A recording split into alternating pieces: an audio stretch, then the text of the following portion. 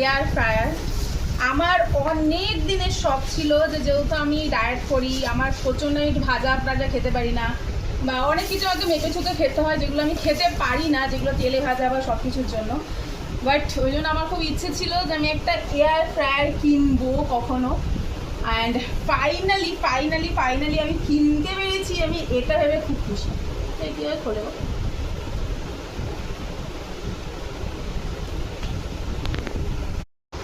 এই যে না গো, এটা একটা লকের সিস্টেম আছে, কোনো ব্যাপার আছে,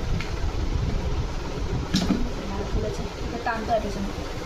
এই যে এবার আমি তোমাদেরকে প্রচুর রেসিপি শেয়ার করব এর মধ্যে করে করে, আর আমি নিজেও প্রচুর রেসিপি খেতে পারবো এর মধ্যে, কারণ আমি অনেক কিছু সিঙ্গারা এতে দেখাও এখানে।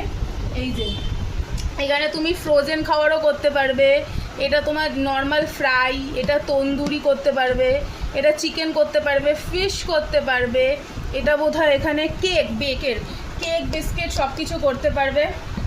সো এই জিনিসটা অনেক শখের ছিল আমার। আমি এর থেকে বেশি খুশি এই জন্য বিকজ আমি অন্তত এবার আমার পছন্দের জিনিসগুলো এর মধ্যে বানিয়ে খেতে পারবো, অ্যান্ড হেলদি ওয়েতে খেতে পারবো, যেটাতে আমি মোটাও হবো না। তো এই একটা জিনিস আমার শখের ছিল, ফাইনালি আমি কিনতে পেরেছি।